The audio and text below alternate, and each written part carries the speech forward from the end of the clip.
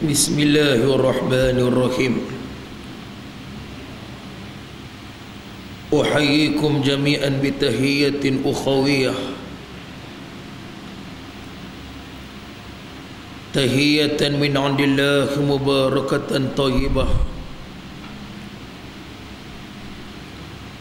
Assalamualaikum warahmatullahi wabarakatuh. Innal hamdalillah nahmaduhu wa nasta'inuhu wa nastahdihi wa nastaghfiruh wa natubu ilayh wa na'udzu billahi min shururi anfusina wa min sayyiati a'malina. من يهده الله فلا مضل له ومن يضلله فلا هادي له والصلاة والسلام على سيدنا وحبيبنا وشفيعنا وزهرنا ومولانا محمد الذي قدوة للمسلمين وقوة للمجاهدين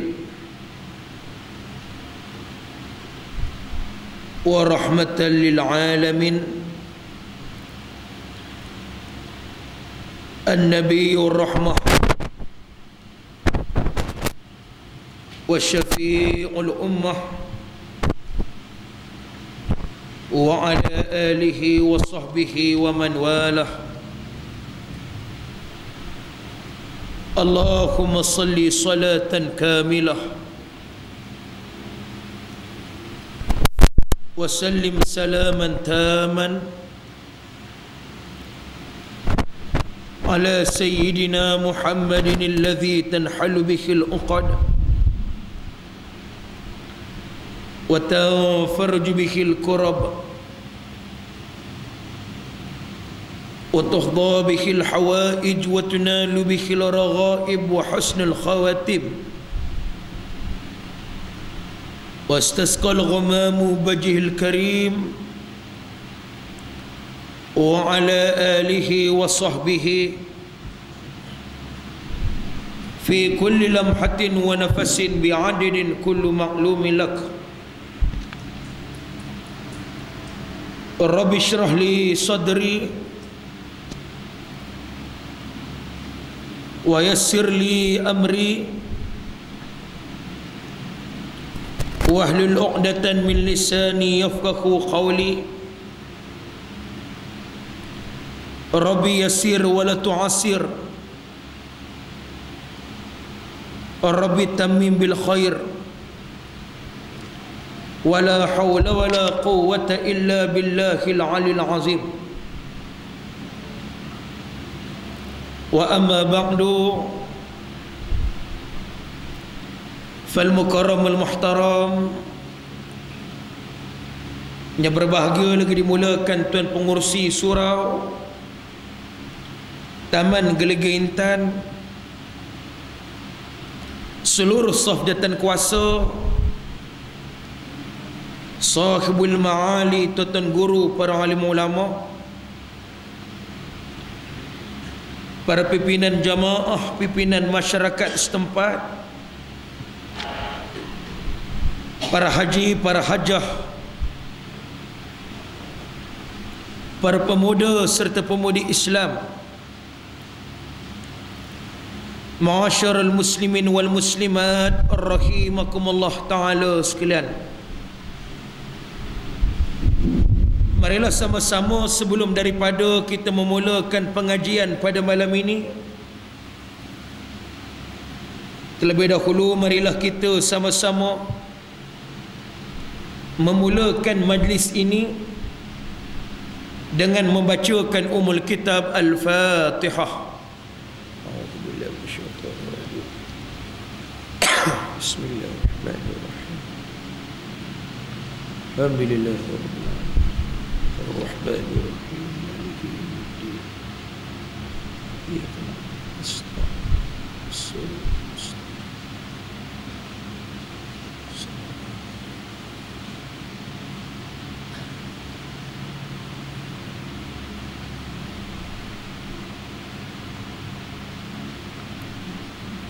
Sadaqallahul azim. Mukminin mukminat yang dimulakan oleh Allah, kita mulakan pertemuan pada malam ini. Iaknilah pesanan yang telah disebut dalam sebuah kitab yang bernama Nasaihul Ibad, hasil buah tangan Al-Imamun Nawawi As-Sani, Imam Nawawi yang kedua, ataupun lebih terkenal dengan nama Al-Imam Nawawi Banten, yang lahir pada abad ke-18, iaknilah di tanah Banten, dan disebut beliau adalah merupakan seorang ulama yang bersusur galurkan keturunan Nabi sallallahu alaihi wasallam. Beliau juga disebut seringkali dijemput bagi memberikan pendapat-pendapat tentang masalah hukum oleh Jamiah Al-Azhar, dan juga disebut telah banyak kurniaan karamah daripada Allah yang telah diberikan ke atas dirinya, termasuk disebut pada suatu malam bila mana beliau berada di Mekah, tatkala mana beliau sedang menunggang seekor unta, tiba-tiba didatangkan ilham tentang ilmu. Di kala itu bagaimana suasana gelap, beliau sama sekali tidak nampak untuk menulis. Lalu tiba-tiba di celahan jarinya keluar cahaya yang bersinar yang dianugerahkan oleh Allah. Kadang-kadang persoalan karamah begini dinafikan oleh setengah pihak, sedangkan karamah adalah merupakan suatu bentuk kemuliaan yang telah dikurniakan oleh Allah ke atas para hambanya yang hampir, yang dekat dengannya. Bagi para anbiya Allah, mereka tidak diberikan karamah ataupun tidak dinamakan sebagai karamah, tetapi bagaimana mereka diberikan kelebihan yang kita sebut sebagai mukjizat. Ke atas para nabi mukjizat, ke atas orang selain daripada para anbiya, kelebihan yang diberikan oleh Allah, maka itu disebut sebagai karamah. Tuan-tuan kaum mukminin yang dimuliakan oleh Allah, contoh ni ikut abawai beberapa bulan yang lalu, mungkin dah sampai setahun, menziarahi maqam almarhum Tuan Guru Lebay Sarah,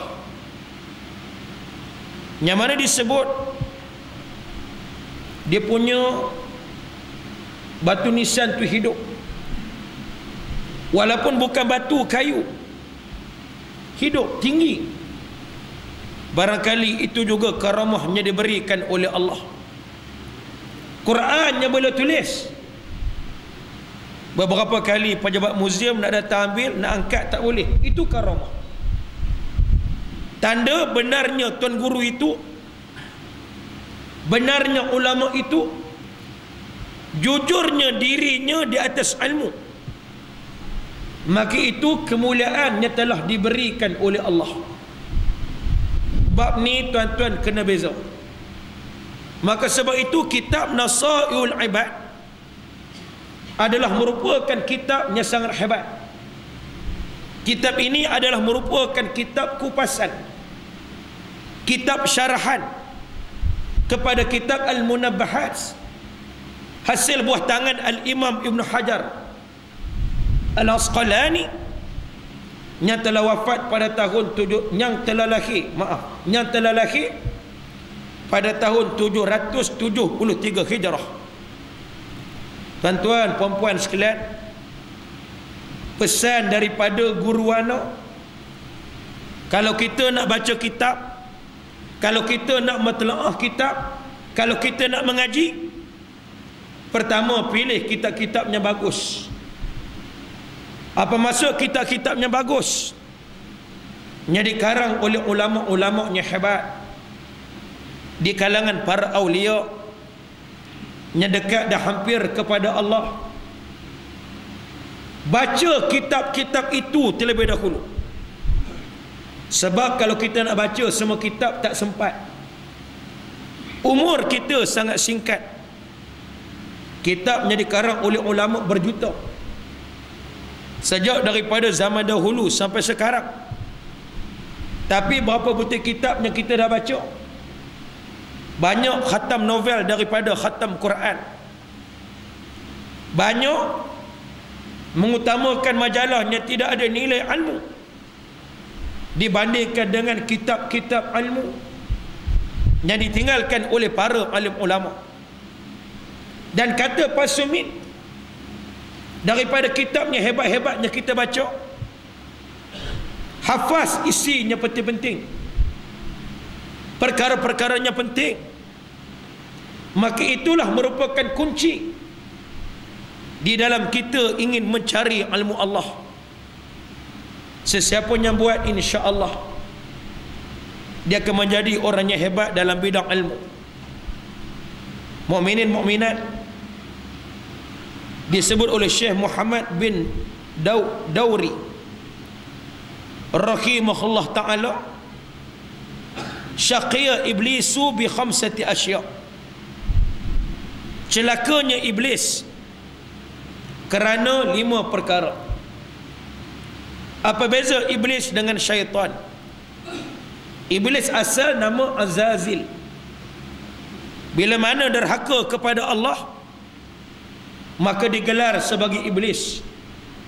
Iblis tidak sujud kepada Adam hanya sekali, tetapi kadang-kadang kita lagi teruk daripada iblis.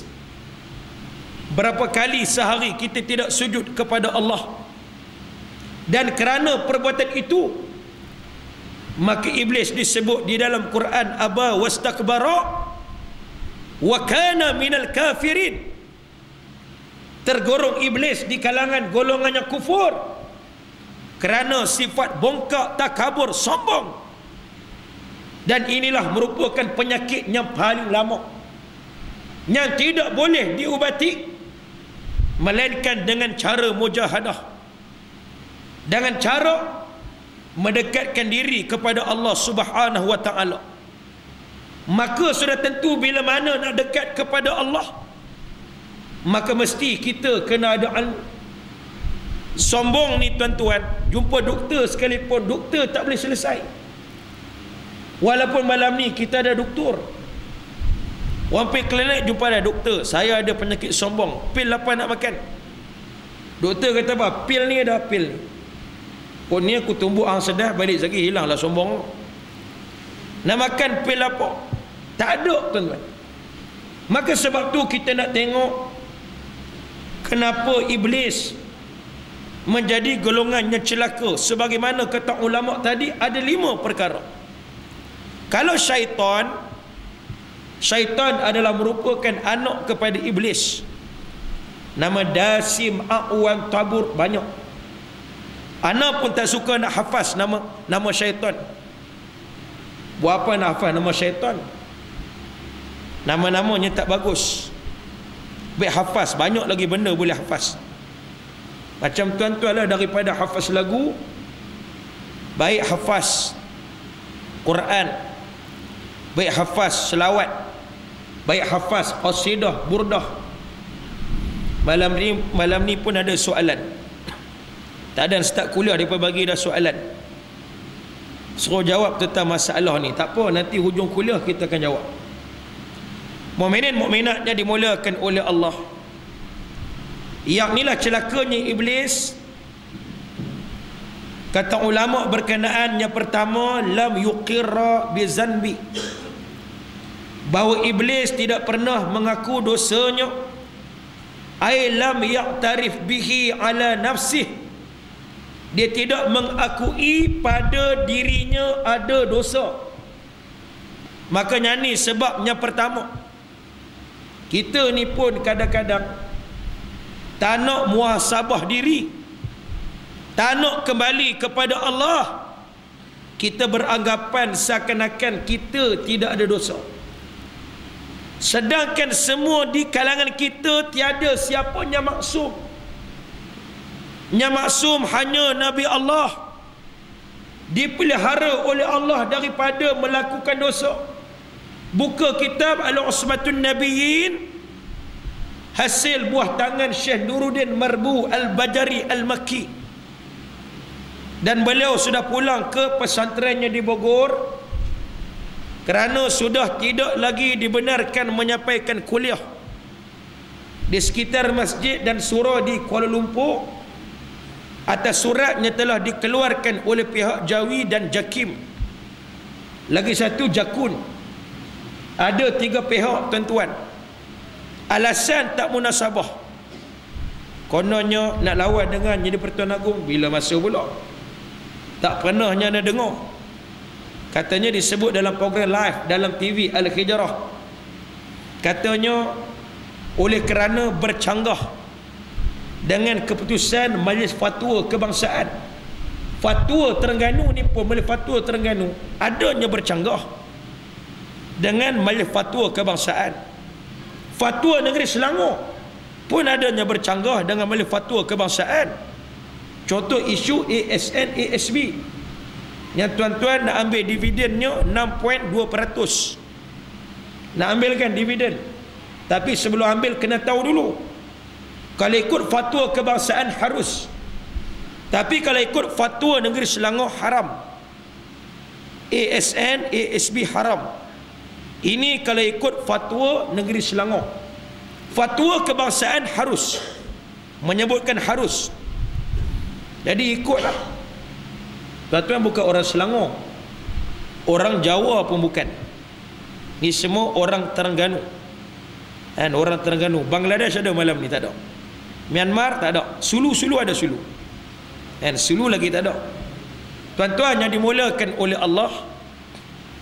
Jadi sebab itulah, bila mana ulama bercakap perkara yang betul, diambilkan tindakan.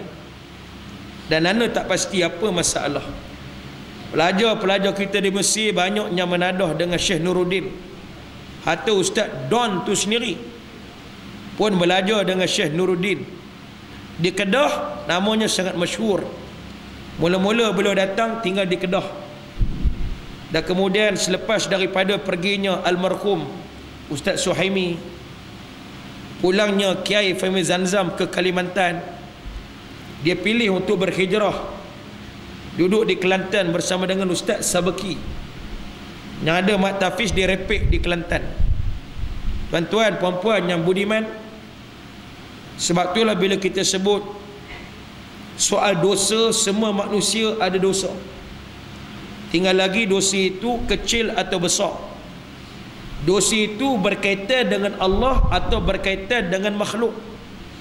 Kalau berkaitan dengan Khalik, sebesar-besar dosa bagaimanapun kata ulama, mudah dimaafkan. Hatta dosa minum arak, hatta dosa berjudi, dosa dengan Allah mudah diampun. Tetapi dosa dengan manusia, walaupun dilihat lebih kecil dibandingkan dengan dosa kepada Allah, tetapi dosa sesama manusia payah diampuni selama mana kita tidak meminta maaf daripada mereka yang berkenaan. Kalau boleh minta maaf, selesai, siap-siap. Kalau sekiranya tak boleh, mungkin nak pergi minta maaf menyebabkan mudarat yang lebih besar, maka sebagian ulama sebut tidak perlu, sebab memberikan mudarat kepada diri. Jadi itu yang pertama, kenapa iblis celaka, kerana dia tak nak mengaku dosa yang dia sendiri buat. Yang keduanya pula, walam yandam, maaf malam ni speaker tak berapa elok, dan sebab agak kurang sihat. Jadi yang kedua, iblis ni celaka sebab dia tidak tahu menyesal. Dia tak reti nak menyesal, tak pernah rasa menyesal. Ai lam yahzan ala zanbih, atau dia tidak merasa susah, tidak merasa gelisah dengan dosanya dia lakukan kepada Allah. Jadi orang yang gemar melakukan dosa, ini alamat orang yang tidak mendapat redha daripada Allah. Kerana ciri-ciri orang yang mendapat redha Allah ada dua. Yang pertama, nasyatuhu fil ibadat. Dalam bab ibadat dia bersungguh-sungguh melakukan dan melaksanakan ketaatan kepada Allah. Tetapi dalam bab maksiat, wa tathaquluhu fil ma'asi, dia merasakan sukar, merasakan berat nak buat maksiat. Jadi sebab tu iblis menjadi golongannya celaka kerana tidak pernah rasa susah, tidak pernah rasa gelisah dengan dosa yang dia lakukan kepada Allah. Kita apa macam? Apa macam kita ni? Kadang-kadang Allah dah bagi hidayah, tak nak menjaga hidayahnya diberikan oleh Allah, nak lagi buat maksiat. Tu yang ada seorang artis disebut 3 kali dia istiqarah, akhirnya Allah suruh dia berdangdut semula, kepala kotak hang. Ni mula aku nak panas. Tuan-tuan, yang dimulakan oleh Allah. Takkanlah Allah nak bagi keputusan macam tu. Weh Masyitah, weh, tegaklah. Artisnya macam ni. Ni bila artis berhijrah, pakai tudung, pakai jubah, tutup aurat, hang duk kala, weh Masyitah.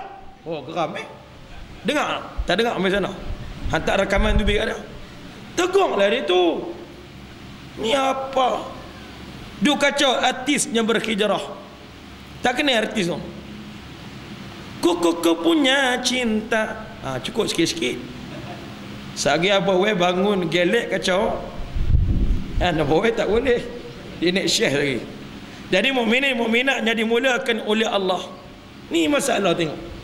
Tak segan silu walaupun dah 15 tahun hilang. Dah 15 tahun tak buat maksiat pada Allah, tak berdandut, yang nak patah balik ni buat apa?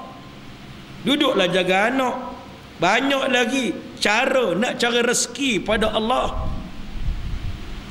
Masalah kita menunjukkan aurat, menari di khalayak ramai ini haram, tak boleh.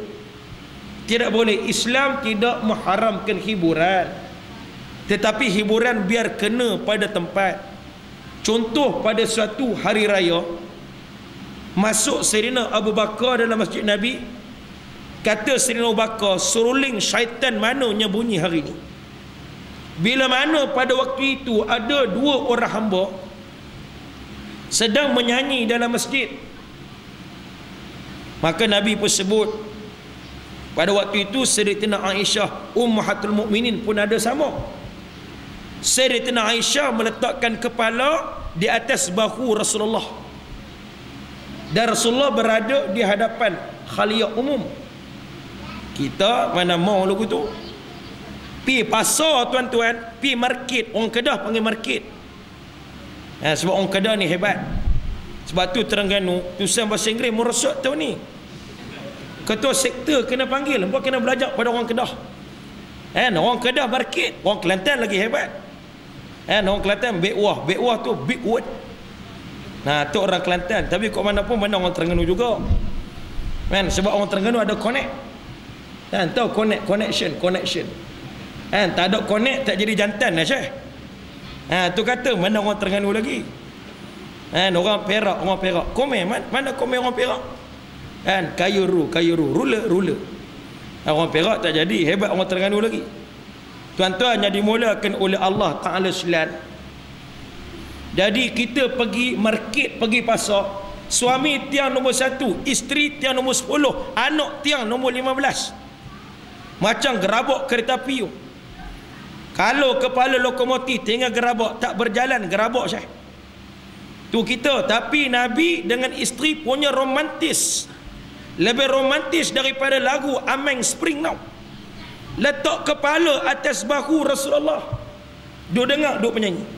Tetapi kena faham bahawa hamba yang menyanyi dalam masjid, dia bukan nyanyi dandut, bukan menyanyi basah-basahnya rambutmu sebasah asmara kita, bukan nyanyi lagu tu. Dia menyanyikan lagunya ada konten yang bagus, yang menceritakan soal peperangan Nabi sallallahu alaihi wasallam. Nyanyi lagunya bagus, sebagaimana lagu Al-Suraya. Jika ayah bunda telah pergi, kamulah pembela agama dan bangsa, menjadi bulan di malam hari, menjadi pagar sepanjang zaman. Pernah dengar lagu tu? Apa mana pernah dengar? Yang pernah dengar lagu apa? Dengarlah bintang hatiku, aku akan menjagamu dalam hidup dan matiku. Lagi sambung tak? Tak ngaku pula. Tuan-tuan yang dimulakan oleh Allah tu lagu lama-lama dulu. Zaman Abawai bercinta mai ketuk botol. Zaman tu. Ketuk botol Abawai. Ke ketuk pintu. Berjalan dengan orang lama ni seronok tuan-tuan. Dia orang punya pengalaman banyak. Lama ni tanda tahan. Muda semangat macam mana sekalipun belum tentu tahan tau. Macam kereta Nissan Boy, lama tu 83 sampai lah ni boleh guna, tu tanda lasak. Tapi kereta baru boleh tentu lagi. Kereta barunya banyak rosak pun ada. Jadi berhati-hatilah. Yang mana satu, Pro 2 ke Proton? Aku tak nak jawab. Mukminin mukminat yang dimulakan oleh Allah Ta'ala sekalian, jadi iblis dia tidak pernah merasa susah atas dosa. Yang ketiganya pula, walam yalum nafsahu, iblis tidak pernah mengecam dirinya bila mana melakukan dosa kepada Allah. Sayyidina Umar malam-malam hari sebelum tidur akan muhasabah, dia akan ambil rotan, dia rotan dirinya. Sebab apa? Bila mengenangkan dosa. Ada suatu masa diperhatikan Sayyidina Umar ini, sekejapnya menangis, sekejapnya ketawa. Ditanya oleh ashabi Rasulullah-nya lain, wahai Umar, kenapa kami tengok kamu ada masa kamu ketawa, ada masa kamu menangis? Kata Sayyidina Umar, aku ketawa sesungguhnya aku mengingati suatu peristiwa. Bila aku berjalan, aku musafir, pada suatu masa makanan aku habis, akhirnya yang tinggal aku punya Tuhan. Tuhan aku dibuat daripada buah-buah tamar. Jadi dah lapar tak tahan dah, nak mengkata darah apa pun tak ada. Last sekali kata Umar, aku cabut Tuhan aku, aku makan Tuhan aku satu-satu, aku makan sampai licin. Bayangkan hebat Sayyidina Umar zaman jahiliah, Tuhan pun dia makan tuan-tuan. Macam zaman budak-budak dulu, ana sebelah Kedah banyak kaum Tionghoa, kaum India. Jadi kita naik geret, orang Kedah panggil geret lah, basikal. Tengok-tengok buah bagus ya. Ada limau, ada harum manis, ada anggur, ada apple Washington lagi. Hebat. Cina letak zaman budak-budak apa. Waktu tu mana masuk pondok lagi. Tunggu apa? Balas ha. Sedap pergi mampu. Rezeki tengah jalan. Cina tu kalau haya, aku punya Tuhan sudah makan mak. Wah kami makan. Zaman budak-budak dulu. Nakal juga kita pun. Tu Syahul Hamid tu lagi nakal. Yang menang PU tu lepas tu. Tu lagi nakal. Kalau aku nakal sekali, dia 10 kali nakal. Papi Pening tanya kat puak-puak mamak, dia berkenal. Tu zaman budak-budak dulu tu. Dia anak lelaki memang macam tu. Ni anak lelaki duk pergi bubuh, berjalan macam catwalk, buah gaun, jadi suami kuncik sotong. Tu masalah. Hampa tengoklah gambar tu banyak-banyak. Sekarang hampa jadi sotong pun tak tahu. Itulah gambar yang ada agenda liberal. Tengok Shanas berlakon jadi sotong. Isteri dia boleh pergi bercuti dekat Bali. Jumpa dengan siapa? Rich ke? Rich. Apa tak tengok abang? Pergi mampu tak tengok. Tuan-tuan yang dimulakan oleh Allah tu liberal tau, liberal. Dia cuba campakkan pemikiran liberal. Nanti anak muda kita tiru lah. Ataupun banyak suami-suami akhir zaman yang akan tiru. Isteri dia keluar dengan jantan lain pun tak ada masalah. Ini yang berlaku. Ini yang syarak sebut dayus. Dia tidak ada sifat cemburu kepada isteri dan anak-anak perempuan dia. Dengan jantan mana pun boleh rempit, naik motor jam 2-3 pagi. Ini orangnya dayus. Tu dayus. Bukan dayus ni, ni kepala bapa engkau, ni kepala bapa aku. Macam gambar Piramli pakai lawan pijak. Tu dayus sikit-sikit. Ini dayus yang besar. Orang yang tidak boleh pertakan isteri dan anak-anak atas jalan agama. Ini orangnya dayus. Bagi isteri pakai ketat-ketat, dupi tayang ke orang. Buat apa? Hang tengok untuk hang, bukan untuk orang. Ni seronok. Seronok. Bini dah duk tayang body pada orang. Tinggalkanlah. Ni semua passion jahiliah. Mukminin mukminat sekalian, yang mana disebut tu yang pertama, Omar gelak. Yang kedua, Sayyidina Omar menangis. Sebab apa? Sebab Omar pada suatu masa, dikala anak perempuannya berusia 4 tahun, dia tanam hidup-hidup. Walaupun anak perempuan itu dia sayang, dia tak tahan menerima kecaman daripada puak-puak jahiliah.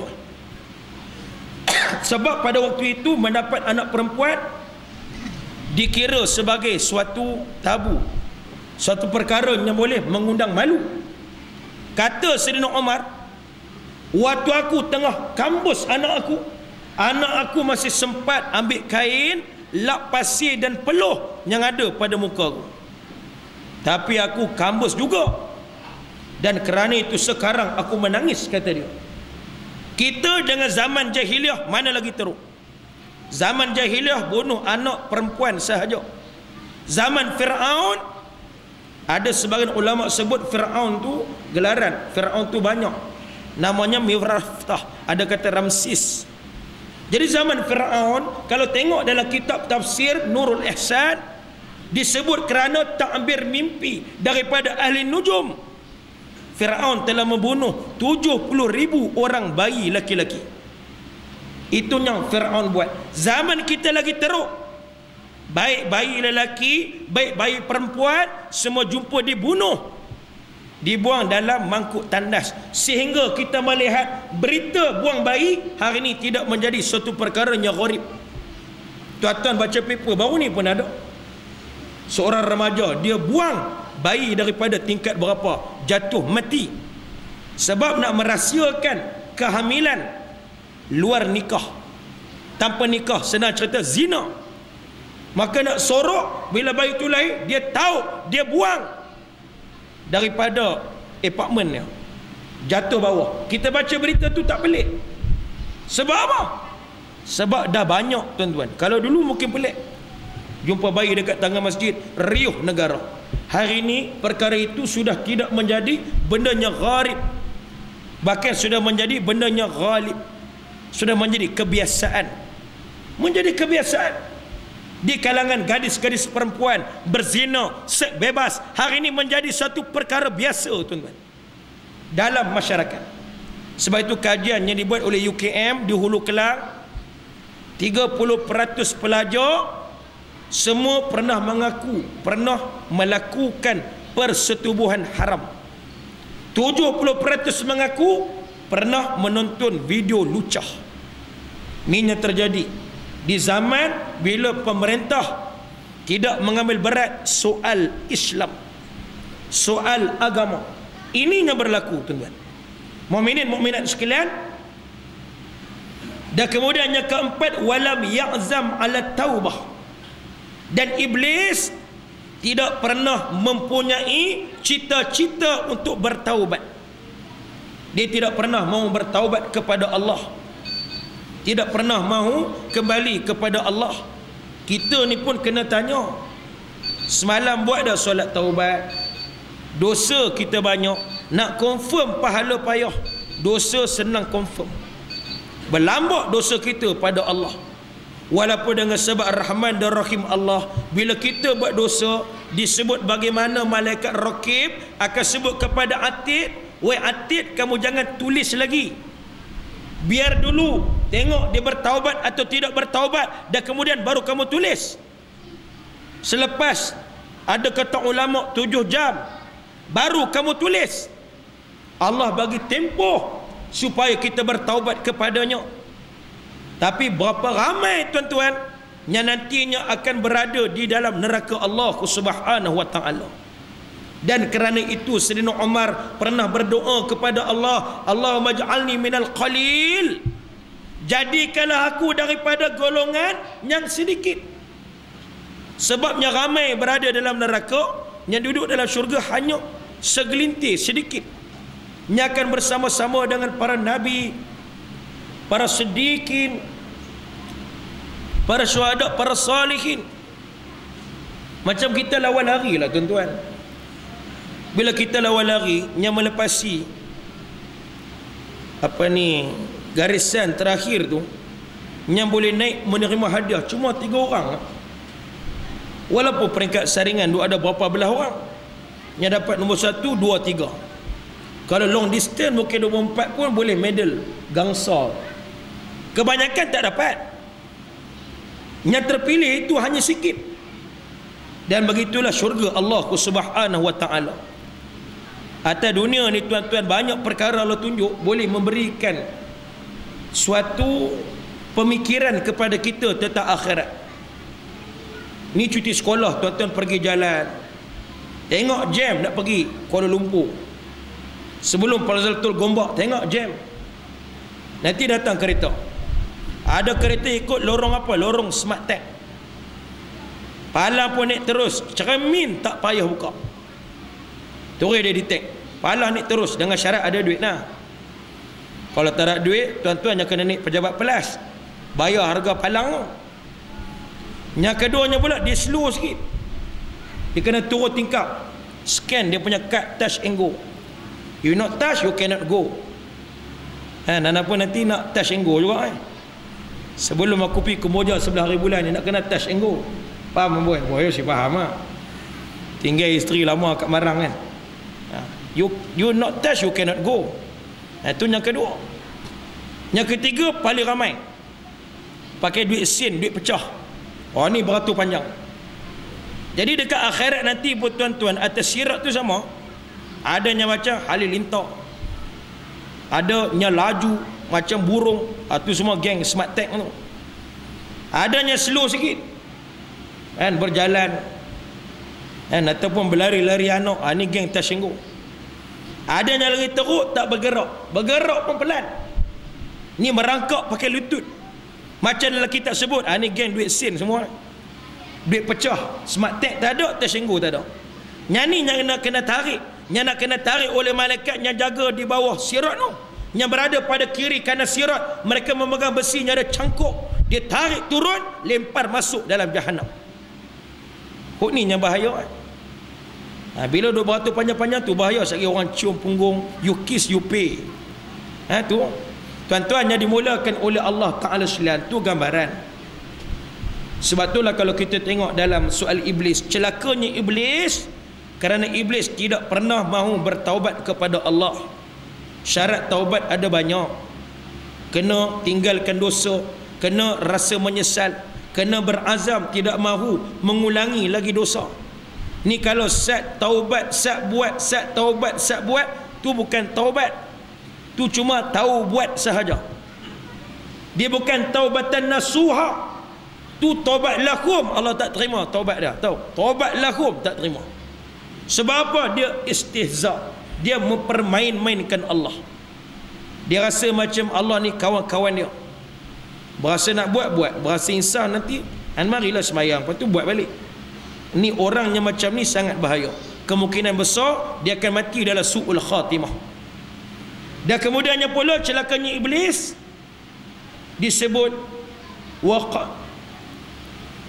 waqanata min rahmatillah, kerana iblis telah berputus asa daripada rahmat Allah Subhanahu wa taala. Sebab itu kita jangan berputus asa daripada rahmat Allah. Besar macam mana dosanya kita buat, maka jangan berputus asa. Ada satu budak India mai jumpa, dia baru masuk Islam. Badan dia tatu penuh. Sampai dia kata apa, ustaz nak tengok kemaluan saya pun ada tatu. Tu saya duk pelik macam mana nak pi sunat ni, nak buat macam mana ni. Sehari doktor buka, tatu ada kat kemaluan tu, nak kena buang dia kata. Kan saya buang ustaz, sakit. Tuan-tuan, kalau sekiranya ada kaedah boleh buang. Tapi kalau buang tu bawa mudarat tak perlu. Tu bagi orang yang baru masuk Islam. Tu India tak sunat, relax Kok Melayu tak sunat pun ramai. Aku sembang dengan Datuk Najmi, bekas pengarah Kagat. Sekali penggembala tentera ni beratus tak sunat lagi tau. Tu anda kata kat Datuk tu tentera, Datuk selak, hok polis tu. Bukan ada siapa cek pun, tak tahu lah kok bakarnya baru ni dia periksa kan. Nak masuk polis, selak dulu tengok khatan ke tak khatan. Ada tak khatan malam ni. Jangan jadi macam kes kat satu kampung. Dia bawa cucu dah mes semayang. Cucu umur berapa tahun. Jemaah petegak ni Bang Haji, tak boleh tak cucu tengah, sagi soft putih. Dia kata apa? Mana putih? Tak putih Aku ni umur dah 60, dah 30 tahun duk ulang alik masjid, dah sampai jadi Bilal, duk belakang tu imam. Mana putih soft? Aku pun tak sunat, tak pernah yang putih soft kan. Tu tengok Tok Wan lagi teruk. Tok Wan umur 60 tak sunat lagi, duk belakang tu imam jadi Bilal. Mana pejabat agama pernah cek? Ada tuan-tuan minta kursi Bilal, Tok Qadi kata londeh tengok, nak tengok kan sunat tak sunat. Mana ada, dalam syarat pun tak tulis. Mana ada tulis. Jadi tengok siapa tak sunat angkat tangan. Pisau ada malam ni, pek bomba apa ada, kita buka terus kan. Kalau abawai tak berani, anda sanggup. Tapi kalau anda potong, pisau anda tajam kan, sebab pisau anda Victorinox dia karbon banyak. Kalau anda potong, putus terus. Siapa nak try boleh. Nak try. Jadi tuan-tuan yang dimulakan oleh Allah Ta'ala sekalian, itulah 5 sebab kenapa iblis menjadi celaka di sisi Allah. Dan kemudiannya pula kenapa Nabi Allah Adam wa Sa'ida Adam menjadi orang yang bahagia. Kerana pada Nabi Allah Adam AS ada 5 perkara. Yang pertama, kerana Nabi Allah Adam AS yaknilah aqarra bi zanbi, mengakui akan dosanya, sebagaimana yang disebut dalam suratul A'raf surah ke-7 ayat 23, Rabbana zalamna anfusana wa illam taghfir lana wa tarhamna lanakunanna minal khasirin.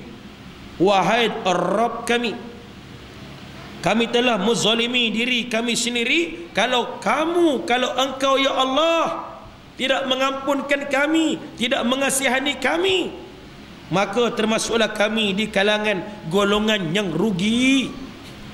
Bagaimana Nabi Allah Adam bertaubat disebut oleh Syekh Yusuf Ibnu Ismail An-Nabhani, seorang ulama Syam. Nabi Allah Adam AS selain daripada membacakan doa yang disebut tadi, termasuk ayat la ilaha illa anta subhanaka inni kuntu minaz zalimin, Nabi Allah Adam menyebutkan kalimah Allah dan juga kalimah Muhammad. Allah pun tanya kepada Nabi Allah Adam, mana mu tahu pasal Muhammad? Kata Nabi Allah Adam, tatkala mana aku celik mata selepas diciptakan oleh kamu wahai Allah, aku melihat pada tiang-tiang arasy itu adanya gandingan nama kamu, yaknilah Allah, dan juga nama Muhammad. Adanya gandingan nama berkenaan, dan sebab itu bagi aku sudah tentu nama Muhammad adalah merupakan nama yang sangat hebat kerana bergandingan dengan kamu. Dia biasa yang berganding ni, kalau satu tu hebat, yang lagi satu pun hebat. Hebatnya suami sebab ada isteri. Isteri tu jadi tulang belakang. Macam orang main bola, Kan dia hebat, dia striker hebat. Sebab apa? Gadingan midfield tu hebat. Passing bola ke tak? Tu hebat. Ni kalau lawan dengan Vietnam pun tempat sendiri pun kena 2-1, ni apa cerita ni? Baik aku pimain pun tak apa. Kalah kan 2-1. Malulah. Bukan harimau Malaya, dukung Malaya. Jom kita buat kempen mendukungkan harimau. Kan tu bukan harimau tuan-tuan. Tuan-tuan yang dimulakan oleh Allah Ta'ala sekalian. Vietnam apa jangan main-main no. Mereka pun kalah takat Malaysia, tak heran lah. Apa tak tengok cerita combat dulu. Mereka pun lari tu Vietnam takat lawan bola dengan Malaysia, relax lah bro. Tak ada masalah. Mukminin yang dimulakan oleh Allah. Mana kaki bola kan melengum nampak malam ni. Peras ke lagu mana? Macam tunang tinggal. Peras bola. Kan bola tak skor, peras. Sembayang tak pernah skor, tak nak peras. Datang sembayang lewat sokmo. Baca pun mujur tadi surah tu imam baca. Kalau tunggu tuan-tuan baca letih. Kan bunyi pun dadah. Tu ayat. Ayat. Dia sebut dadah. Faliyak budu lagi. Pergi bola Kedah, masjid kampung-kampung, surah kampung-kampung, faliyak budu tu dalam sembahyang, faliyak budu kacau. Bunyi faliyak dalam sembahyang. Ni realiti ni, bukan main-main. Ni jenis tak mengaji, susah. Jadi sembahyang tak reti skor, tak ada masalah. Bola tak boleh skor, fras. Tiket mahal RM40, dewasa, tak ada masalah. Datang majlis ilmu, ada kena beli tiket. Abawai kalau jual tiket, kaya lama lah. Masuk seorang RM40. Dah sekali siapa tak masuk, tinggal aku dengan dia. Kan sebab apa? Kena bayar RM40. Tara free pun tak main. Buat jual tiket. Kan jual tiket dekat Masjid Pasir Minat. Nak pergi kuliah aku RM40. Tak ada siapa nak beli. Tuan-tuan yang dimulakan oleh Allah, ada seorang sahabat anak. Kan dia dulu setiausaha penerangan. Dia buat ceramah umum tuan-tuan, dia jual kupon. Last sekali orang panggil toke fanfare. Dia kata steady ustaz. Ceramah kadang-kadang hujan. Bila hujan orang balik awal, duit collection tak ada. Nak bayar kat penceramah duit tak ada, tuan dah jual kupon. Lepas tu lagi penceramah tu istiar berapa? Kita lancarkan tabung derma. Dapat lagi duit, 2 kali untung dia kata. Buat macam tu, orang nak balik pun balik kupon dah jual dah. Mampu ambil gambar dia dah. Ramai tak ramai ceramah tak heran, sebab kupon dah jual, duit dah ada. Lah ni buat ceramah takut. Sebab apa? Takut tak ada orang. Tu takut. Tapi biasa tempat besar-besar, tempat pekan, tempat banyak golongan educated, ceramah insya-Allah hidup. Terengganu pun sama, bela-bela Kemaman pun semua ceramah, subhanallah. Sebab tu yang pergi ke Ijtima' Tarbawi pun Kemaman paling ramai. Hebat, tahniah orang Kemaman. Nyampilah, yang tak pi takziah tau. Nyampi. Jangan perasan. Perasan. Macam orang puji dia boleh belah. Tuan-tuan yang dimulakan oleh Allah, Kedah sama. Kedah ramai ni selatan. Gurun, Sungai Petani, Kulim. Tu ramai. Padang Serai. Kawasan yang ada banyak geng-geng educator yang belajar kelang apa semua. Ni kawasan ni kuliah hidup. Pi naik ke atas tu, duduk kena puting beliung selalu. Tak mau mengaji. Duduk kerja berguling kata-kata. Bala pun main jenis guling juga. Munya dia tak guling dengan selimut hang. Sebab apa? Malas mengaji. Perak, Ipoh, Parit Buntar, hidup kuliah. Surau Mujahidin Kampung Kedah ramai daripada surau tuan-tuan lagi. Surau kayu je. Orang mengaji sampai keluar. Baru ni anak sedih. Ada satu OKU. Orang kurang upaya. Dia datang tuan-tuan naik kursi roda. Dia duduk hujung sekali di tingkat bawah. Selesai kuliah, anda pergi jumpa dia dulu. Sebab dia nak datang jumpa kita, payah anda salam. Dia teriak tuan-tuan. Sebab apa? Dia kata, ustaz, apalah malangnya nasib saya. Saya masuk pondok sekolah Ustaz Siddiq Nur Al-Hafiz, belajar sana. Bila saya masuk sana, elan JKM, elan OKU saya telah dipotong. JKK potong dia kata. Atas alasan duduk pondok boleh makan, tak perlu dah elan. Masya Allah. Ada juga orang macam tu. Tu kalau aku sebut nampak marah, tapi tak sebut nampak tak tahu. Itulah JKKP, jin kacau kampung bin pelesit. Dia tak ada kerja lain, kerja dia tu lah. Tengok orang pergi mengaji pun susah hati. Patut tambah lagi untuk OKU pergi pondok, tambah lagi elong. Ni cerita betul ni. Kesian dekat hamba Allah.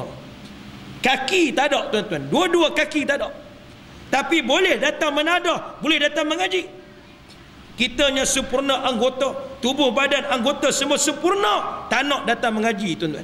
Seorang pelajar India kita hantar sampai ke Afrika Selatan mengaji pengajian Islam dalam tulisan Braille, baru masuk Islam, sanggup pergi jauh India, di Bukit Mertajam masuk Islam, anak muda. Yang kita ni Allah bagi nikmatnya pelbagai, kesihatannya subhanallah, tenaganya kuat. Tiba-tiba main mengaji, nak main mengaji pun susah, main mengaji tidur dalam kuliah. Tu lagi teruk, harap masil lah besar. Makan protein tu dia tung besar. Otot Popeye tengok takut. Tapi duduk dalam kuliah, bini Popeye tengok gelak. Sebab apa? Not strong. You not strong. Lembek nak mampus. Tak boleh tahan dengan godaan syaitan. Tutup mata rapat. Jaga-jaga, banyak orang yang tidur dalam kuliah akhirnya disahkan meninggal dunia. Siapa tidur aku tak tahu. Pani buat tahlil selalu. Doktor dia tahu nak cek orang mati. Dia ada 3 alamat. Bila mana nafas sudah tidak lagi out in tak ada. Jantung tidak berfungsi, nadi tidak berdenyut. Matilah tu. Cuba periksa kawan-kawan tepi, tengok ada tak mati.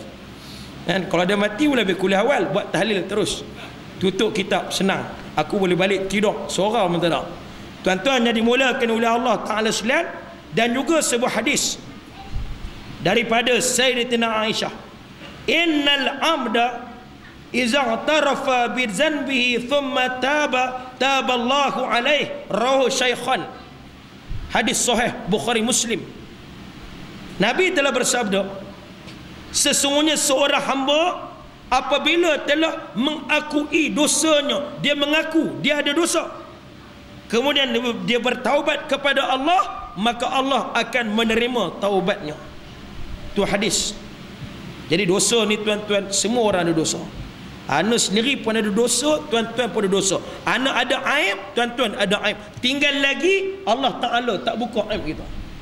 Nyala tunjuk, nya comel-comel, nya baik-baik, nya tuan-tuan pakai jubah, nya tuan-tuan pakai ketayak putih, nya tuan-tuan pakai baju Melayu. Kebaikan, sedekah, amal nya tuan-tuan buat, nya tu orang sebut. Aib kita Allah simpan. Bayangkan kalau Allah Ta'ala buka aib kita, wa na'udzubillah, takkan ada siapa pun akan hormat kita. Sebab Allah tutup aib. Nyata aib kita hanya kita dan Allah. Sebab tu sedarlah bahawa kita banyak melakukan dosa kepada Allah. Yang keduanya pula, bahagianya Adam, Nabi Allah Adam AS, wa nadima alaih ay dhanbi, menyesal atas dosa, menyesali dosanya. Ana lupa sebut di awal tadi, sebab apa Nabi Allah Adam dipanggil Adam? Kerana diambil daripada kalimah adimul ard. Apa maksud adimul ard? Permukaan bumi. Permukaan bumi itu apa? Tanah. Sebab itulah namanya Adam. Cuma tuan-tuan panggil Adam. Sebab orang Terengganu, orang Terengganu dia kelas lah sikit. Orang Kulim je panggil Adam, orang Kemaman panggil Adam. Tu kata hebat tu. Tuan-tuan yang dimulakan oleh Allah. Jadi sabda Nabi sallallahu alaihi wasallam, sebuah hadis telah diriwayatkan oleh Al-Imam Al-Baihaqi daripada Sayyidina Abdullah bin Mas'ud radhiyallahu taala anhuma, qala Nabi sallallahu alaihi wasallam, man akhta'a khati'atan aw adhnama dhanban thumma nadima fahuwa kafaratuh.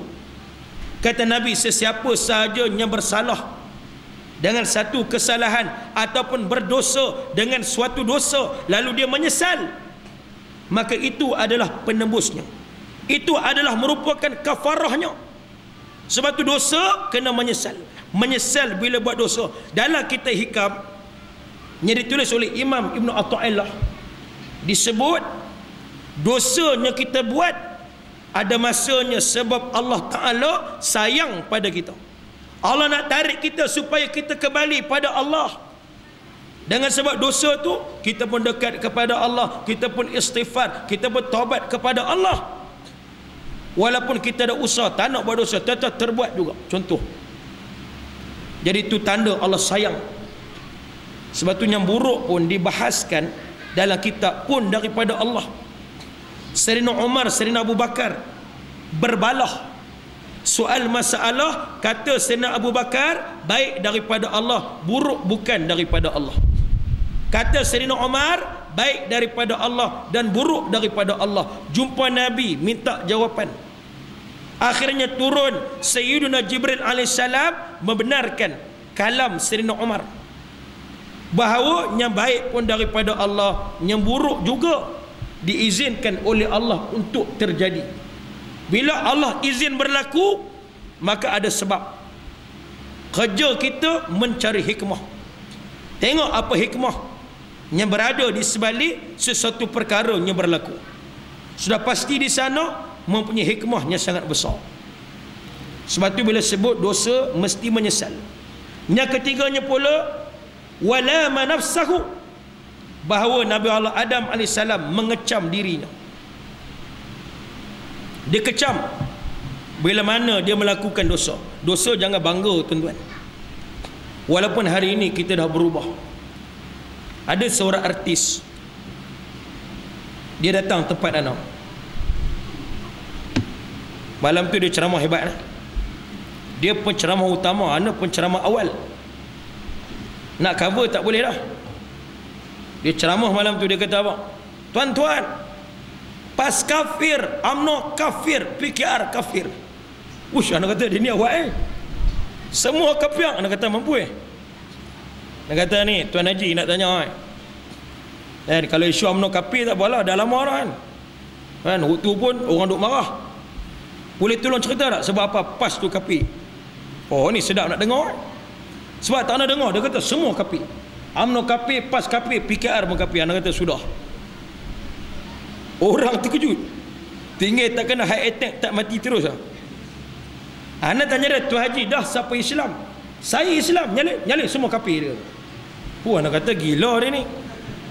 Habis 28 juta rakyat Malaysia, dia seorang je Islam. Nyalin semua kafir. Lagi 27,999,000 itu semua kafir. Dia seorang je Islam.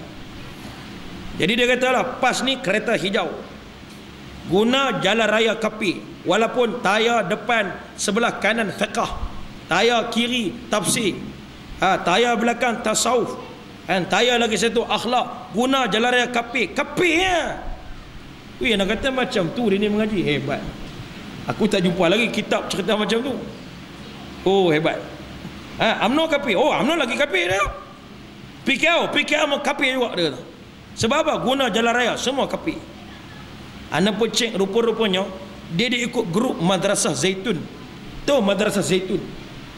Dia orang beli tanah, buat perkampungan sendiri, kemudian diisytihar negara Islam.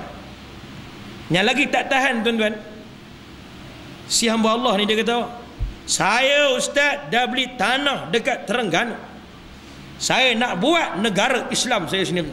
Anak kata sudah. Dia beli kampung ayah pin ke apa? Mampu dia ni. Nampak kena hati-hati, aku tak mau abang nama. Tapi dia ni bekas pelakon. Gambar dia dulu hebat nah. Bekas pelakon. Kalau nyecek tu boleh faham kot. Lepas tu kita tak benar panggil dah bahaya tuan-tuan, merosakkan akidah orang. Dia ni ceramah bahaya. Di Kedah kita tak benar masuk. Nanti lain jadi tuan-tuan. Habis semua kafir. Dia orang kata ustaz tolonglah slow talk dengan dia. Dah tak larat nak talk dah tuan-tuan.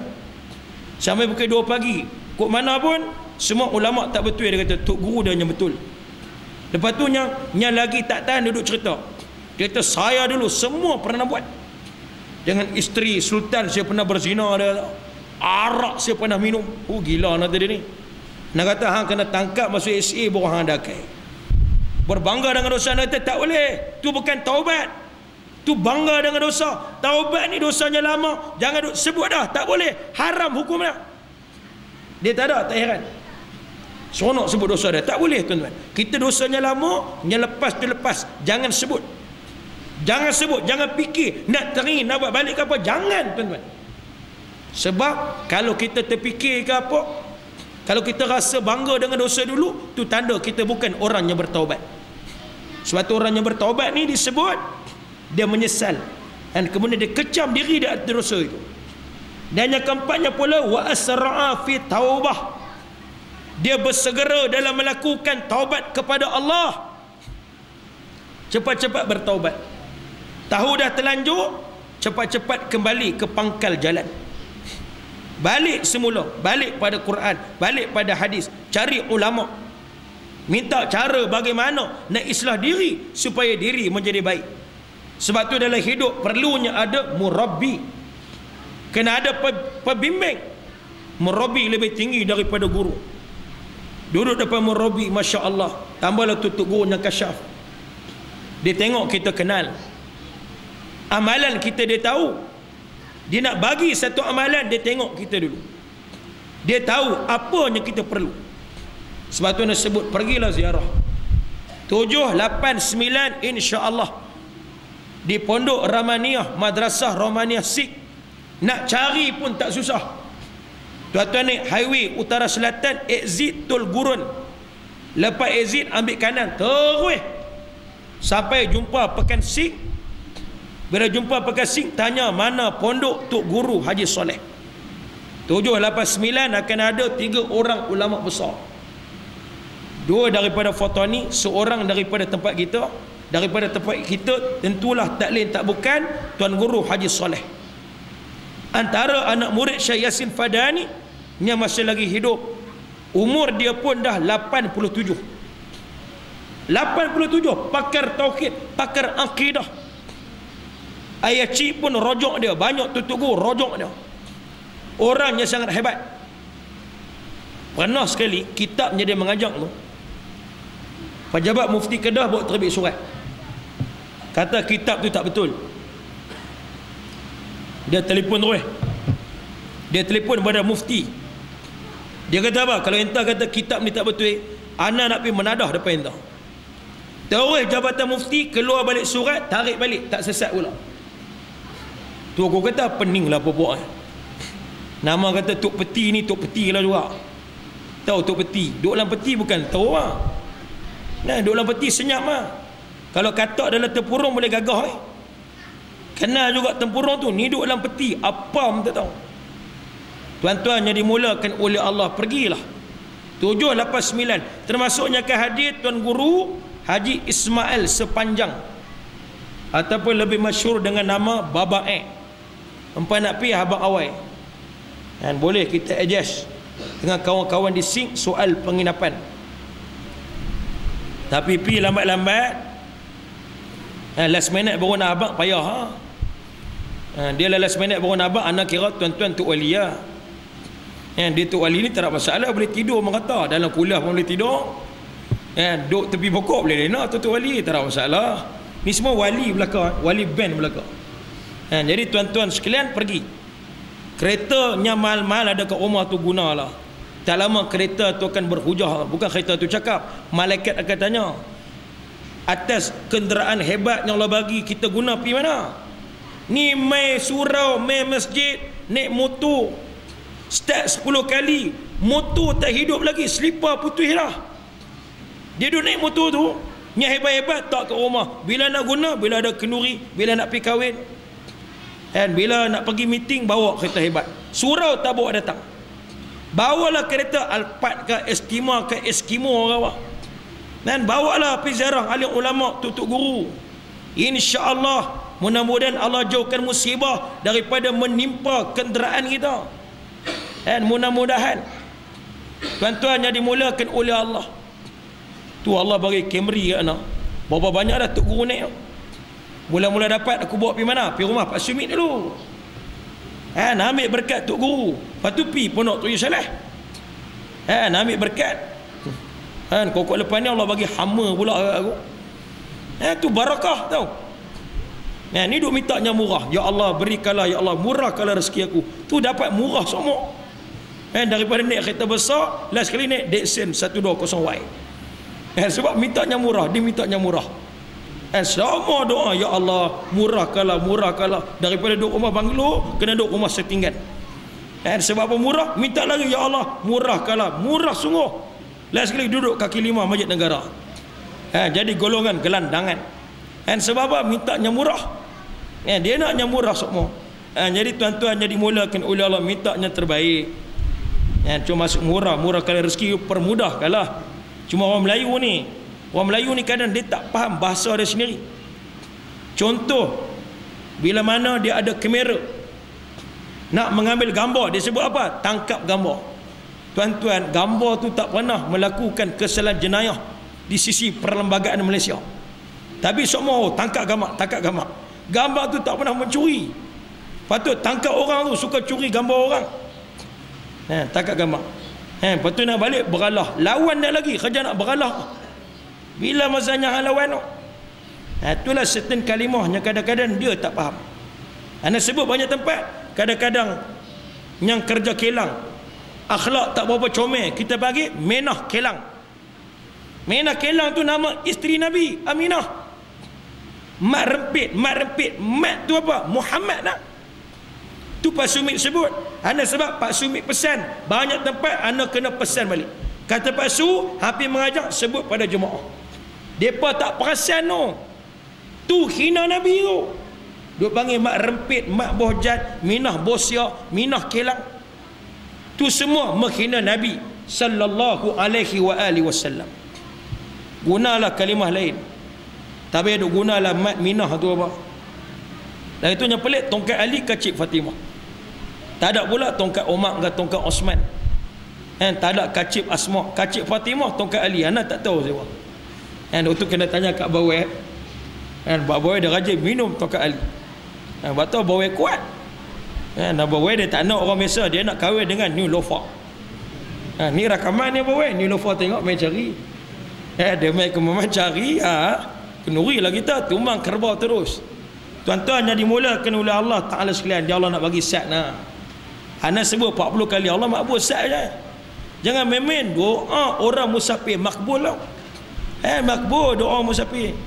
Tuan-tuan yang dimulakan oleh Allah, yang terakhir, walam yakhnut min rahmatillah. Nabi Allah Adam tidak pernah berputus asa daripada rahmat Allah Subhanahu wa taala. Jadi sini ada soalan. Sebelum suara anda habis terus, biar anda jawab dulu. Yang pertama, adakah ustaz menggalakkan anak-anak muda kita untuk menyertai program-program qasidah, selawat atau selawat yang dianjurkan oleh pihak-pihak tertentu?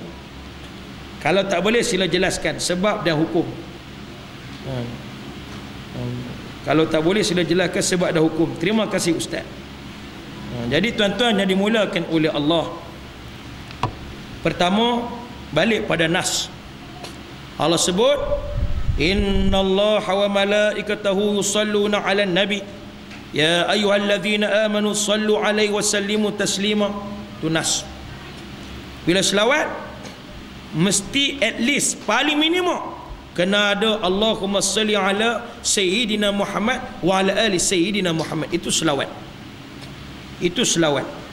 Kalau yang lagi satu, busyra lana nilnal muna zalal ghana wa falhana waddahru anjaz wa'dahu wal bishru adha mu'lana.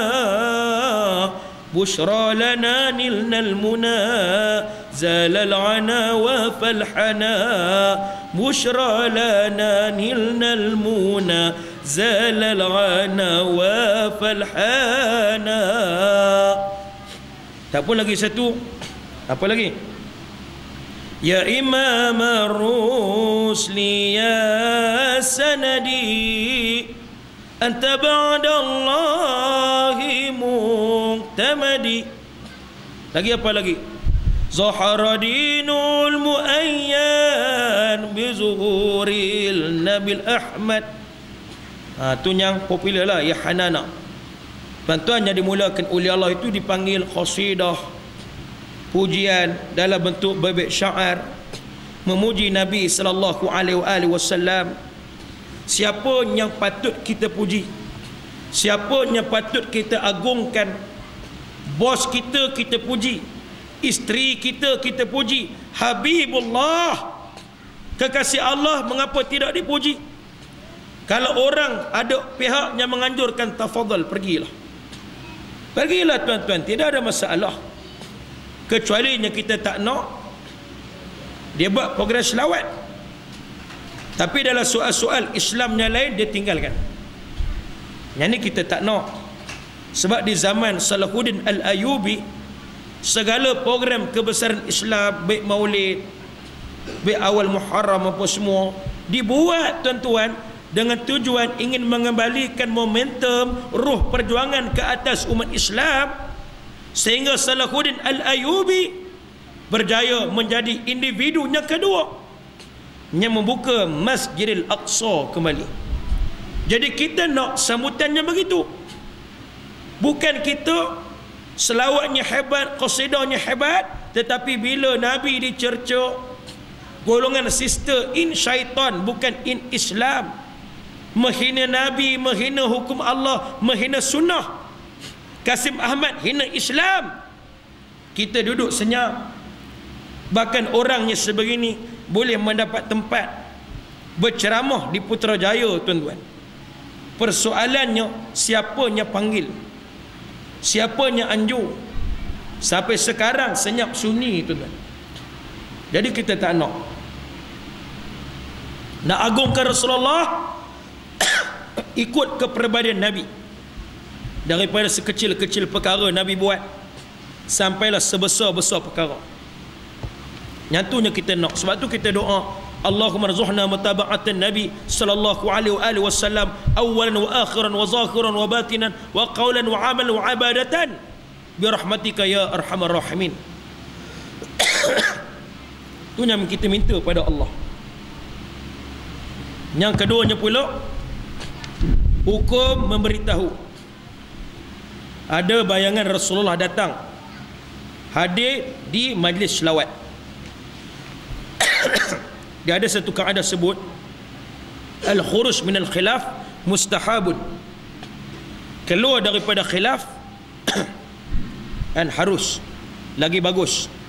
Tapi kalau nak tersebut, tuan-tuan pun tak faham. Dalam bab ni kembali kepada sabdaan Nabi sallallahu alaihi wasallam, man ra'ani fil manami fasayarani fil yakhazati wala yatamassalu syaitanu bi, atau kama qala Rasulullah sallallahu alaihi wasallam. Yaknilah Nabi telah bersabda, man ra'ani fil manami, sesiapa yang melihat aku di dalam mimpinya, dalam tidurnya, fasayarani fil yakhazati, maka dia juga akan melihat aku dalam keadaan sedar, jaga. Wala yatamassalu syaitanu bi, dan syaitan tidak boleh menyerupai aku. Ini hadis sahih rawahul Bukhari wal Muslim. Bagi kita akidah Ahlussunnah wal Jamaah, sebagaimana yang dibahas oleh Al-Imam As-Sayuti, menyebutkan bahawa ya khazah di sini ada dua. Tak mustahil. Yang pertama, kata Imam Sayuti, Allah hadirkan Nabi dalam bentuk jaga di dunia ke atas ulama-ulama yang besar-besar, kubarak yang hebat-hebat. Tidak mustahil. Dan bagi orang yang bermimpi bertemu dengan Rasulullah ketika mana boleh hidup di dunia, Masya Allah, subhanallah, orang ini ahli syurga, dan dia akan jumpa semula dengan Sayyiduna Rasulullah sallallahu alaihi wasallam di akhirat sana. Dia akan jumpa, tuan-tuan. Itu pendapat Al-Imam As-Sayuti. Sebab tu dalam bab ni jangan main-main. Baru ni jadi pertua Shah Alam menangis dah dalam kuliah. Hang cari pasal hang kena. Anda tak ada habis kuliah, duduk mencelah, duduk potong. Masalah dia tak berhati dekat dan beberapa alim ulama. Anda pun malam tu main sendiri. Dia kalau connect Syekh banyak kata apa, nak tanya dia, entah ni apa masalah. Dia suka bercanggah dengan tutur alim ulama. Apa masalah entah? Ana nak entah satu soalan. Semua hidup entah. Yang tu dah lawan duk bercanggah tu Syalih, Pak Sumit apa semua. Yang duk cerita dalam kuliah tadi entah tak orang percaya. Ana tanya semua hidup entah, berapa kali ente mimpi jumpa dengan Rasulullah sallallahu alaihi wasallam? Ente jawab depan semua jemaah. Baru merah muka. Baru reti nak menangis. Tuan-tuan, tolonglah. Kita nak badai dengan tok guru yang besar-besar ni. Kita ni siapa? Depa tu siapa? Macam di Kedah ada seorang tok guru, muda lagi. Orang dah panggil Baba, Baba Khairul Anwar. Pondok Air Hitam. Dia pergi umrah. Ni dia cerita pengalaman dia, masya-Allah. Dia pergi umrah. Tiba-tiba Masjid Nabawi yang nampak orang ramai tiba-tiba hilang. Tak ada orang. Subhanallah, dia nampak ada seseorang tengah semayang. Comel jangan cerita, tak boleh nak cerita pun. Dia tanya, "Tuan siapa?" Dijawab, "Sayalah." Cakap dalam Arab, "Sayalah Muhammad bin Abdullah, Rasulullah sallallahu alaihi wasallam." Terkejut tu, polis tu tepuk bau dah. Polis yang jaga makam Nabi tepuk bau dah. Baru terkejut. Baru nampak orang ramai balik. Tu pengalaman Baba Khairul Anwar. Macam tu juga anda pergi ceramah di satu masjid, Masjid Lubuk Kelubi di Hulu Langit. Cerita bab mimpi jumpa Rasulullah ni. Ada satu pakcik dia kata tahun akhir 80-an saya pergi umrah dengan satu tok guru dia Negeri Sembilan. Anda lupa nama tok guru. Tengah duk tawaf, saya nampak kelibat. Sambil dia cerita tu dia menangis tu kan. Nak cerita tak boleh. Duk panggil. Dia kata, "Datanglah akulah Rasulullah." Nampak daripada jauh duk lambai. Ana dengar soalan teriak dah je, tak ada jawab. Ana kata, "Pakcik, masya-Allah, hebat, subhanallah. Kedudukan pakcik di sisi Allah Subhanahu wa taala hanya Allah yang tahu.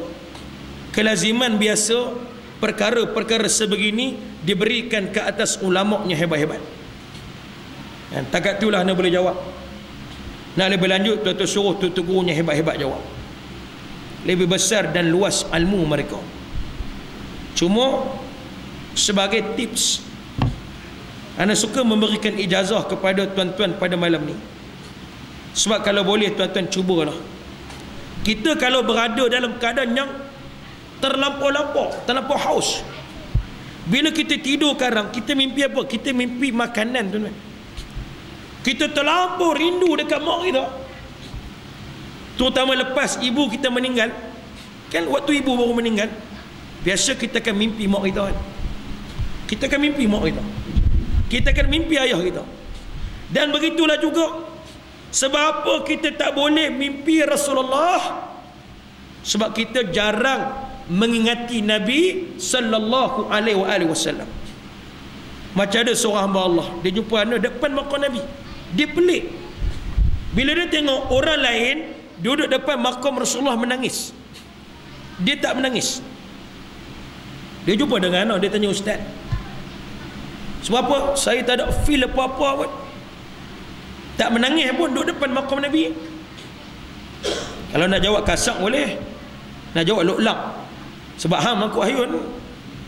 Tapi takkan nak jawab macam tu. Nanti anak pula jadi lok-lak. Sebab dia tu baru duk pergi umrah, baru nak jinak-jinak dengan agama. Anda pun jawab cara cermat. Anda kata, "Datanglah lagi umrah. InsyaAllah mudah-mudahan kali kedua, ketiga nanti boleh mimpi jumpa Rasulullah, boleh menangis insyaAllah. Balik nanti carilah masjid surau, pergi mengaji, biar kenal Nabi. Bapa kita meninggal, kita menangis. Mak kita meninggal, kita menangis. Cikgu kita meninggal, kita menangis. Sebab apa? Sebab kita nampak pengorbanan mereka, kita tahu jasa mereka. Tapi sebut nama Nabi tak menangis. Sebab apa? Sebab kita tak pernah terbayang kesusahan baginda sallallahu alaihi wasallam dalam membawa perjuangan ini. Sirah pun tak mengaji, susah payah Nabi tak pernah terasa. Kita sendiri pun tak pernah hidup susah macam mana nak merasai kepayahan Nabi sallallahu alaihi wasallam. Nak contoh hijrah Nabi Mekah Madinah, kita nak kereta aircon, kemudian kursi leadership automatic adjust, hebat. Nak tergambar susah macam mana. Kalau ulama dulu Syekh Wan Ahmad Al-Fatani nak cari ilmu, jalan kaki daripada Mekah pergi ke Baitul Maqdis. Tuan-tuan bayangkan, Syekh Wan Ahmad Al-Fatani, pengarang kitab Faridatul Faraid, bukan bawa bekal apa-apa, bawa jubah 2 helai, Quran sebutir. Huk tu dia jalan kaki, tuan-tuan, Masya Allah. Bila dia balik, dia mengaji dengan orang hebat tau. Daripada dia mengaji dengan tok guru dia, seorang wali kutub, Syekh Yusuf Ibnu Ismail An-Nabhani. Dia balik tu, bapa dia Syekh Wan Muhammad Zain tanya, mengaji apa? Dia kata apa? Cik ni mengaji biasa-biasa je lah pak oi. Mengaji nak berubat orang macam mana? Pak dia marah. Pak dia kata, aku hantar pergi mengaji, bukan suruh balik dia tak bawa. Pergi mengaji balik. Wahal dia seorang yang tawaduk, sampai dia berazam pada diri dia, aku tidak akan memakai serban ekor panjang sehingga aku menjadi orang alim. Bila bapak dia halau, dia jalan kaki lagi. Pergi mana? Pergi Mesir, tuan-tuan. Subhanallah. Dan disebut sungai Nil tu dia pernah berenang. Berenang, tuan-tuan, semata-mata nak mencari hadis. Itu Syekh Wan Ahmad Al-Fatani. Waktu ibu dia mengandung, disebut Tok Ki dia mimpi. Tok Ki dia mimpi nampak pokok ubi keluar banyak, lagi cabut lagi banyak, lagi banyak. Kan bila boleh mimpi macam tu, dia sedar dia akan dapat seorang cucunya sangat hebat. Tu kisah Syekh Wan Ahmad Al-Fatani. Jadi amalan ni daripada Syekh Yusuf Ibnu Ismail An-Nabhani, guru kepada Syekh Wan Ahmad Al-Fatani. Kalau tuan-tuan nak mimpi jumpa dengan baginda Sayyidina Rasulullah sallallahu alaihi wasallam pada malam Jumaat selepas maghrib atau selepas isyak, bacalah Al-Kausar 1000 kali dan selawat 1000 kali. Tu paling mudah. Nak yang payah lagi dah. Kalau yang mudah pun tak mau, yang payah macam mana? Ada lagi dalam kitab Lataiful Minan disebut, malam Selasa hadiahkan 3 kul tu kepada Sayyidatina Khadijah, Aisyah, kemudian Fatimah. Dia ada yang tu tunggu bulan depan lah pula. Bulan depan buat tak main lah. Jadi kalau nak ijazah tu next month. Next month you all datang, I give, you don't worry. Jadi tuan-tuan pergi cari tempat elok-elok, masjid lama. Sebab tu kalau buka kitab, tempat-tempat yang dianjurkan untuk kita iktikaf, masjid lama, surau lama. Kalau surau masjid baru ni payah. Macam surau kampung Soto Patah tau, kampung pak mertua aku. Bukan surau lah, masjid. Masjid tak ada siap, peruntukan dah habis, kontraktor cabut lari. Piduk masjid macam tu, sembahyang lugu mana? Nak boleh pahala macam mana saya? Pak mertua nak letak jawatan tu imam terus. Pejabat agama datang 3 kali pujuk, suruh ambil balik jawatan, pak mertua nak tak nak. Dia kata pergi sembahyang masjid macam tu, nak dapat pahala macam mana? Tu orang lama dia mengaji, dia faham. Kita hari ni masjid pun nak buat projek juga, mangkuk hayun betul. Gaji pekerja tak bayar. Pergilah masjid Soto Patah, Marang. Masjid tu hebat sebab dia buat jadual. Minggu pertama UMNO tu imam, minggu kedua PAS tu imam, minggu ketiga UMNO tu imam, minggu keempat PAS tu imam. Itulah masjid paling demokrasi dalam Malaysia. Senang, dia buat giliran, tak gaduh berebut. Nak pi tak pi apa punya pasal. Yang penting jadual dah. Setengah tempat dia buruk, tapi masjid tu champion lah dalam Terengganu. Satu-satunya masjid yang dah jumpa, dia buat jadual. Dia buat jadual tu imam. Jadi tuan-tuan yang dimulakan oleh Allah, cari masjid surau lama. Ana pun yakin dalam ni ada orang UMNO, ada orang PAS. Ana meraihkan semua. Ya, cuma nak sebut ni pengiktibaran. Tuan-tuan, udahlah tu rasuah-rasuah ni tak mau lah. Ya, tak boleh rasuah ni, haram tuan-tuan. Kita ni kadang bendanya hak tak nak ambil. Ana baru ni nak datang ke masjid. Terlampau letih bawa kereta tuan-tuan. Last sekali tertidur dekat Masjid Ar-Raudhah Mancang. Lampu lupa tutup. Celik-celik mata nak start tak boleh. Last sekali ana search Google. Tanya dekat Syekh Google. Kan cari nombor. Nak cari nombor balai polis. Rupa-rupanya aku dapat nombor balai bomba. Nak telefon balai bomba, nak telefon siapa? Telefon Ustaz Asri, tak angkat. 1:30 pagi, waktu paling khusyuk untuk tidur tuan-tuan. Mulai lah orang tak bangun lagi waktu. Nak minta tolong siapa? Mati ya. Esok dah ada program pula. Nah, last kali bomba tanya, sebab apa Ustaz telefon sini? Dah hempakan balai bomba dan penyelamat. Jadi siapa nak selamatkan aku? 1:30 pagi, kedai pomen semua tutup. Bateri tak ada orang jual. Bateri toslek pun tak ada. Tambah bateri kereta. Jadi anda kata, tolonglah selamatkan saya. Kan, saya ni pun ceramah nak pergi ke masjid, lepas tu ke Maman ada program. Oh, dia kata betul juga. Kan, kalau 10 orang ada akhir macam ni, mampu kami, dia kata. Tapi dia kata, Ustaz, tak apa. Saya ambil nombor balai polis dulu. Saya kalau polis tak pergi, bomba sampai, dia kata. Dia kata tak apa, janji lah. Dia kata janji lah. I promise, dia kata. Tak apa. Kan, sonok sembang. Dia siap tanya, ada kuliah kat mana? Ni nama siapa ni? Ustaz apa ni? Sonok bomba. Geng kuliah apa ya? Lepas tu nak telefon nak balik polis. Polis pun datang. Datang. Wire jumper tak bawa, dia balik ambil wire semula. Tu anda puji polis. Polis macam steady lah. Dia balik, dia main. Buat semua hidup, alhamdulillah. Anda pun nak hulu pitih tak dalam tangan, tak nak ambil tuan-tuan. Anda kata tuan, yang ni bukan rasuah, yang ni tuan boleh ambil. Yang tak boleh ambil kalau duduk buah-buah pokok buat roadblock tak nak orang ni motor, tu bukan rasuah. Ni bukan rasuah, ni siap ikhlas hati nak bagi. Tuan bukan minta kan. Oh, dia kata betul ya, boleh ambil. Halal ni. Halal lah. Saya ni auditor halal tuan-tuan. Duduk dengan PHMA, Persatuan Eksekutif Halal Malaysia.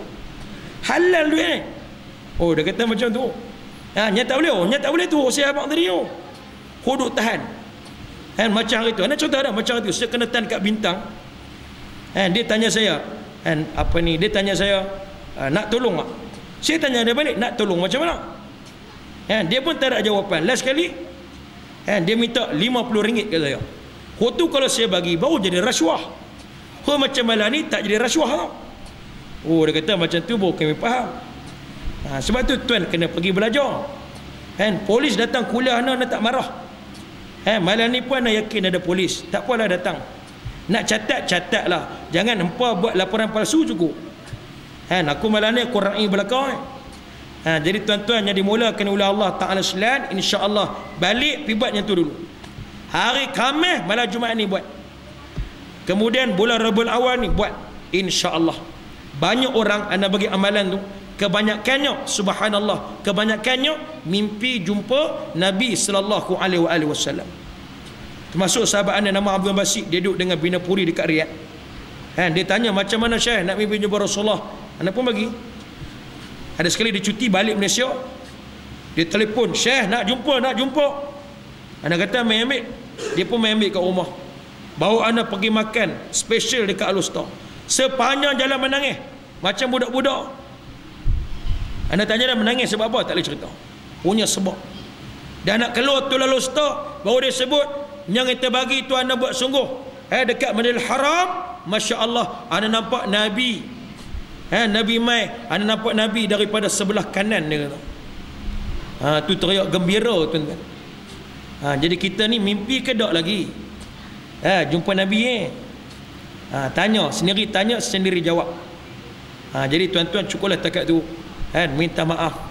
Terlajak kata, terlanjur bicara ke apa.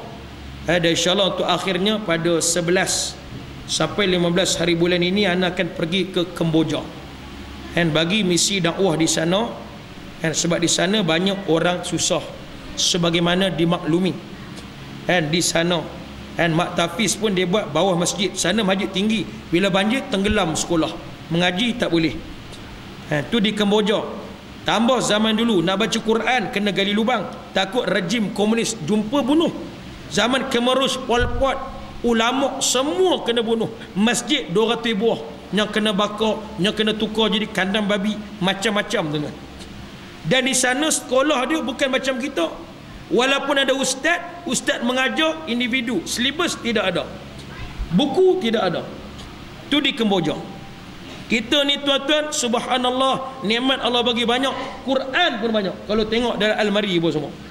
Tapi kalau ambil silap-silap hari bulan, debu 3 inci tuan-tuan. Tak pernah hanya baca. Kan mana tuan-tuan baca Quran? Tak pernah baca Quran. Jadi seronok. Kan bila keluar berita dalam metro, kan rumah terbakar, Quran tak terbakar. Yang tu dia seronok tengok. Tak apalah, yang tu ayatul manzurah, tanda kebesaran Allah yang kita nampak, kita yakin. Bacalah Quran tuan-tuan. Orang baca Quran ni hebat. Hafazlah Quran. Dr. Muhammad Morsi setiap malam Jumaat dengan tangan dia sendiri dia akan ajar anak dia baca Al-Quran. Semua anak dia menjadi Al-Hafiz di tangan dia sendiri. Tu Dr. Muhammad Morsi, walaupun bukan ustaz. Kan dia seorang yang hebat. Kan bidang kejuruteraan tak salah anak. Tapi bayangkan anak dia semua hafiz Al-Quran. Kita ni berapa ramai bapa yang ada pada malam ni yang mengajar anak dia sendiri dengan Al-Quran. Yang banyak hari ni anak mengajar bapa buku Iqra. Tu yang banyak. Kalau cuti sekolah ni kadang-kadang ada adik-adiknya kecil-kecil, dia kata, "Pak Ustaz, cuti sekolah kami nak berjalan pun kena bawa buku Iqra, kena mengajar bapa Iqra," dia kata. Anak tanya, "Bapa Iqra berapa?" "Baru Iqra 2 je Ustaz." Kita dah Iqra 4 dah. Kan kita ajar bapa abata saja ha. 2 ajak bapa dah. Kan bapa tak mengaji. Hari ni banyak, tapi itulah hidayah Allah bagi, alhamdulillah, melalui anak, subhanallah. Baca Zainazin lah. Sebelum dia pakai tudung, anak dia kenal Zainazin ke tak kenal? Yang angkat kening sebelah. Tu Zainazin nama dia. Jadi sebelum dia pakai tudung, dia hantar anak masuk mat tafiz. Dan sekarang ni Raja Azura. Raja Azura dia hantar anak masuk sekolah tafiz. Mudah-mudahan doakan Raja Azura pun satu hari nanti akan pakai tudung semula, insya-Allah. Kuku abawai boleh pergi tarbiyah ke abawai. Dia pun janda juga tu. Tak ada orang lagi. Abi Fana dah pakai, Abi Abadi dah pakai. Raja Azura tak pakai. Yang keluar adalah sinar selalu tu. Jadi tuan-tuan, itulah hidayah. Jadi itulah sahaja. Jadi insya-Allah malam ni last. Anak akan lancar dana jihad. Untuk program mana di Kemboja. Dan kemudian sini ada ubat. Main jauh, lama sikit tak apa.